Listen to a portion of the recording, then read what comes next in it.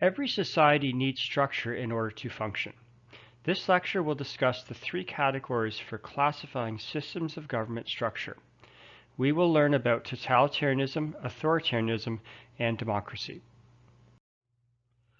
In a previous lecture, we discussed ideologies. We learned that an individual's belief system impacts the choices they make in life. Similarly, governments make decisions that reflect their particular ideology. There is an important link between ideologies and systems of government. Government is basically decision-making. Ideologies influence the type of government that a country adopts. There are some ideologies and systems of government that naturally support each other.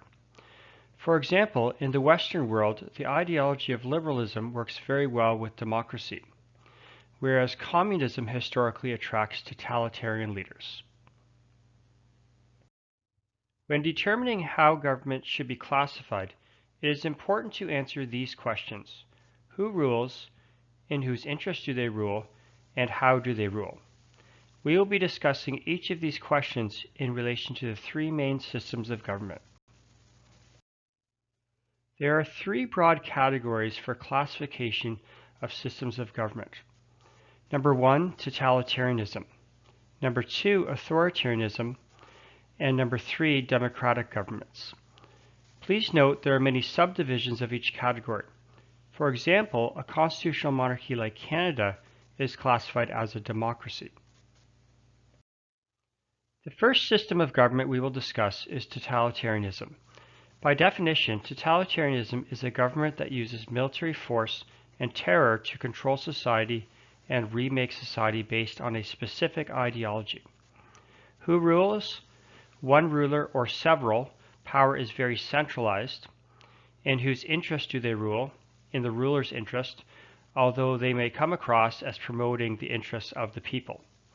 How do they rule? Military force, terror, fear, one political party, and no real democracy. Joseph Stalin's rule over the Soviet Union is a perfect example of totalitarianism. He executed political opponents, and his country revolved around the ideology of communism. The next system of government we will discuss is authoritarianism. Authoritarianism, by definition, is a government that uses the military to maintain control of the country or has the consent of the people to rule. It is important to note that the country is not remade around a particular ideology. As we discussed previously, totalitarianism revolves around a prominent ideology. Who rules? One ruler or several rulers. In whose interest? The ruler's interest and sometimes the people's interest. How do they rule? Military control, sometimes fear, one political party with no real democracy, and sometimes the popular support of the people. Traditional monarchies of the past are often viewed as being authoritarian. For example, Louis XIV of France, the Sun King, controlled all of France during his reign. The final system of government we will discuss is democracy. By definition, democracy is a system of government in which decisions are controlled by the people. Who rules? The people. The majority elect representatives and a leader. In whose interest? The people's interest. How do they rule? Government must be elected and follow the country's constitution. Canada is a democracy, more specifically a constitutional monarchy. The powers of the monarch are limited by the Constitution. We are able to vote in elections with multiple political parties, and we have our rights and freedoms enshrined in law. On the next slide, we will read through a historical scenario and determine the system of government and ideology that are present. Be sure to use evidence from the scenario to support your position. The following reading is an historical example. Your job is to determine what type of government and ideology this example represents. Following World War I, Germany went through a number of different changes.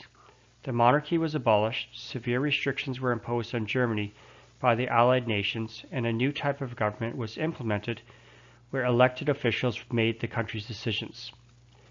These changes resulted in a great amount of political instability for Germany, both economically and politically.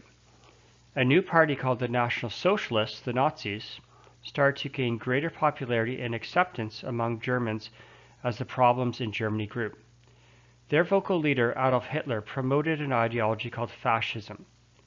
He blamed the Jews for all of the problems in Germany and promised to remake Germany economically, socially, and politically if elected to the German Reichstag, the German parliament. Through a series of moves, Hitler and his Nazis gained complete control of Germany by 1933. Once in power, he made major changes, took away the civil rights of Jews, drastically expanded the military, and established police forces that used fear and intimidation to control Germans. There are several different systems of government and ideologies present in the example. After World War I, Germany became a democracy. They had a parliament, the Reichstag, and an elected leader, the president. The rights of Germans were guaranteed in the Constitution, which is linked to the ideology of liberalism.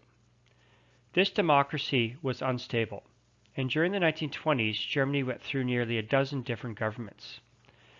The Depression of the 1930s hit Germany very hard, and Germans started to look to new solutions, even radical ones.